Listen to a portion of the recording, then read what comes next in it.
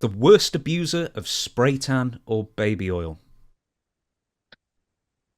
Let's see. I Oh mean, you used to wear a bit of the in the day, I think. man, I tell you, I was so tan back then, and it's funny because James, like I go to schools all the times, and teachers or principals would go, "What?" They don't, I haven't wrestled in years, right? They go, "What was your name in wrestling?" I go, "Well, I started as a character Johnny B. Bad," and they go, "Johnny B. Bad? That was a black guy." I go, "No, no, no, that was me." They go, "Really?"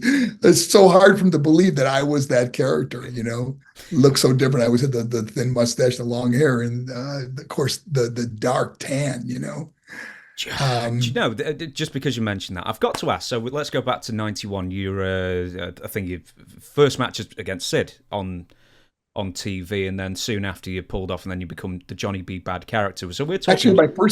my first match was against Doom. I was in a tag team match against Was it Doom. really? Yes, and I almost got into a fight with Butch Reed after the match. It was Sid. It was Sid that actually stepped between us and asked them to let him wrestle me next time that we did a TV taping at Center Stage. And Sid and I became friends, and it was he really liked me. I can't let that story go. What happened between you and Butch?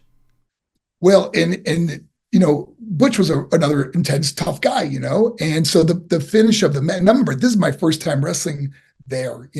They chose me. I was fresh out of. I was going to wrestling school at Malenko's, and didn't really know as I think it was Arn Anderson would say, didn't know a wrist lock from a wristwatch, you know.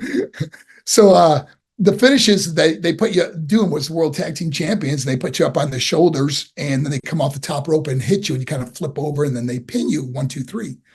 And so during the match, I remember that there was just times that they'd kind of you'd be on your hands and knees, and they'd football kick you or punch you, and I remember thinking, wow, these guys really are hitting hard. I mean, I was a boxer, so I could take a pretty good punch.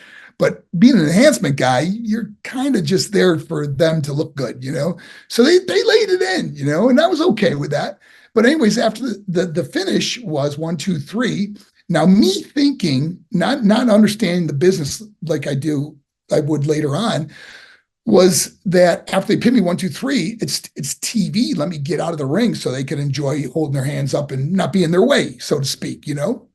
Well, not realizing that it made them look weak because here I am 1, 2, 3, and I just roll out of the ring, and I go back to the dressing room, and there was two dressing rooms. There was like where the superstars dress, and there was where the enhancement guys dress, and it was customary for the superstar to walk into the enhancement room and just thank them for the match. Hey, great job.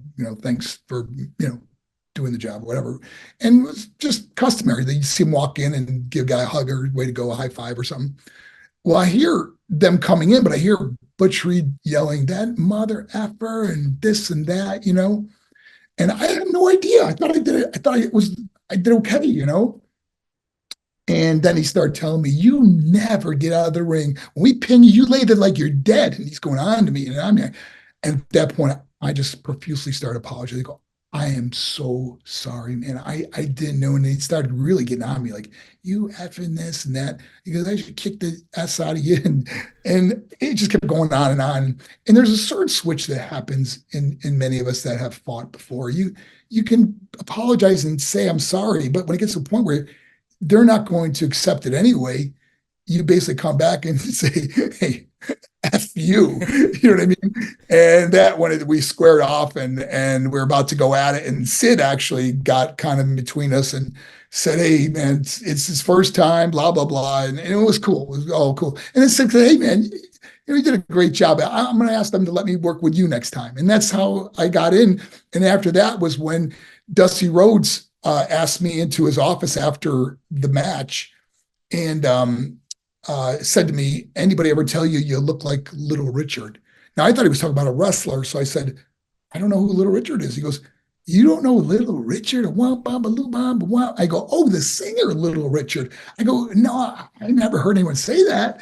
But he goes, "I think I got a gimmick for you." And that's how Johnny B. Bad started. I'm sorry to My say whole that life changed because of that man, Dusty Rhodes.